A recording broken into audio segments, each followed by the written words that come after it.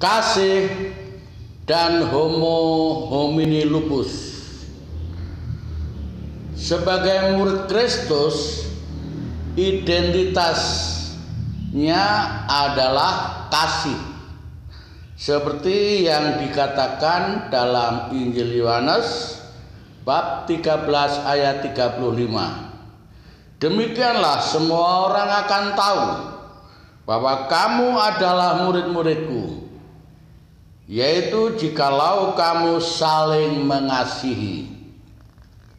Sifat kasih dalam kitab suci disimbolkan dengan hewan domba. Tugas sebagai murid Kristus memang berat, yaitu diutus seperti anak domba ke tengah-tengah serigala. Lukas bab 10 ayat 3. Tampaknya tugas mulia ini sungguh-sungguh suatu yang mustahil. Dikatakan berat karena situasi bangsa dan negara kadang-kadang sebaliknya, yaitu menyerigala. Bangsa kita kadang-kadang kurang pantas disebut bangsa yang ramah tamah, manis budi bahasanya, serta lemah lembut perangainya, seperti ditulis dalam syair-syair lagu. Berbagai peristiwa krusial yang terjadi di tanah air terkadang memberi kesan bahwa kita sebagai bangsa yang kasar, kejam, dan keras. Terkadang lebih tampak sisi proses homininya, proses homonisasinya, daripada proses humaninya. Dalam proses hominisasi, manusia dipandang sebagai salah satu spesies yang tidak berbeda dari hewan yang diatur dengan instingnya. Sedangkan dalam proses humanisasi, suatu perkembangan pribadi manusia yang berlangsung dalam proses pembudayaan yang mengatasi masalah karakteristik tersebut.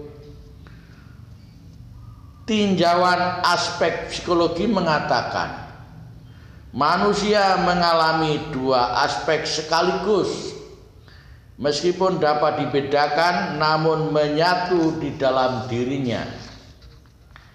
Manakala yang berkembang instingnya, manusia menjadi kejam dan hidupnya amburadul. Manusia menjadi serigala bagi sesamanya, seperti yang dikatakan oleh Thomas Hobbes, homo homini lupus. Fenomena ini tampil misalnya dalam politik overacting. Hukum tidak berlaku bagi penguasa dan pengusaha yang kaya. Praktek monopoli, proteksi, KKN berjalan mulus. Kong kali kong atau kerjasama dengan niat yang busuk antara pengusaha dan penguasa menjamur dengan subur. Ada masanya penguasa melancarkan izin-izin pengusaha tanpa proses yang benar dan wajar. Tanah-tanah rakyat dilahapnya dengan serakah. Tanahnya dirampas dengan paksa tanpa ganti rugi yang memadai. Tanah yang bagi rakyat menjadi sumber hidup diserobot oleh mereka. Di zaman Orde Baru, proses itu berjalan dan protes diartikan balelo. Bisa-bisa digebuk, disikat, dilibas, atau sejenisnya. Ungkapan-ungkapan yang keluar dari pemerintah saat itu sebenarnya sungguh tanpa disadari penuh. Tindakan seperti itu hanya pas dilakukan oleh binatang. Peristiwa pembantaian di berbagai tempat seperti di Lampung, Aceh, Jawa Barat, Tanjung Priok, Timika, Dili adalah sepenggal kekejian. Kekejian itu kiranya sudah melampaui batas-batas kemanusiaan.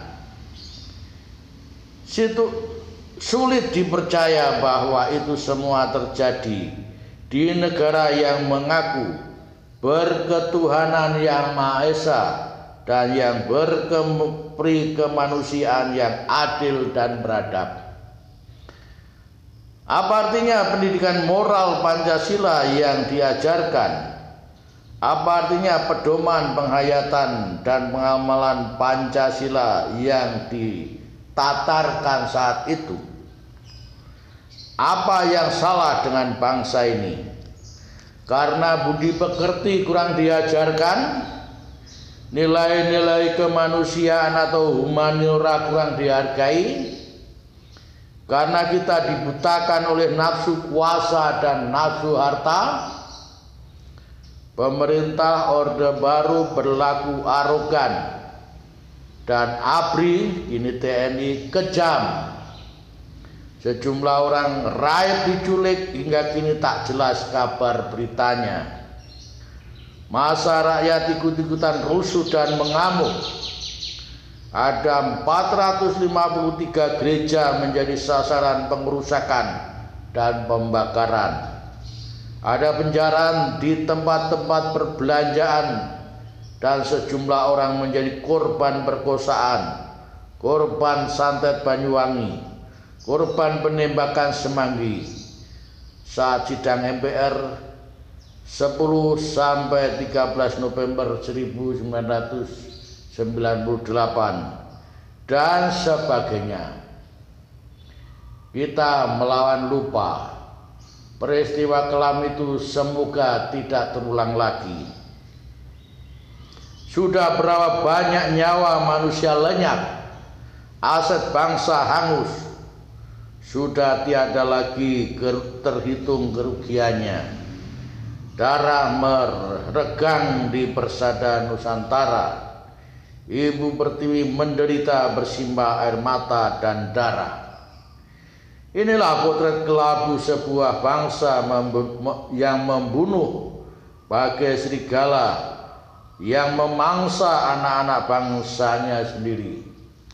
Kekejian seperti ini janganlah sampai terulang lagi, dan sudah terjadi saat itu saja. Kita harus memberi kesaksian sebagai pengikut Kristus untuk mewujudkan kasih di tengah-tengah bangsa, agar tidak lagi ada rasa curiga mencurigai, rasa saling membenci dan iri hati, ada rasa dendam dan sakit hati. Setiap gerak pembangunan mesti dijiwai dengan kasih. Semua pembangunan tiada artinya bila harus memakan anak-anak bangsanya sendiri sebagai tumbal. Sebenarnya yang menjadi masalah adalah bagaimana kasih itu juga menjiwai di dalam semua lembaga yang ada di negara kita, dan menjiwai setiap pelaku-pelaku pembangunan di negara ini. Rasul Paulus itu berpesan, sekalipun aku memiliki pengetahuan dan sekalipun aku memiliki iman yang sempurna untuk memindahkan gunung, tetapi jika tidak memiliki kasih, itu sama sekali tidak berguna. Surat Paulus kepada umat di Korintus bab 13 ayat 2. Saudara-saudari yang terkasih dalam Yesus Kristus, mari kita menjadi pelaku-pelaku kasih. Sebagai murid Kristus, kita alirkan sungai kasih yang menggenangi negeri ini, sebagaimana dinyanyikan oleh anak-anak sekolah minggu. Kasihnya seperti sungai, kasihnya seperti sungai, kasihnya seperti sungai di hatiku. Begitu indahnya jika hal itu terjadi. Tuhan memberkati kita. Amin.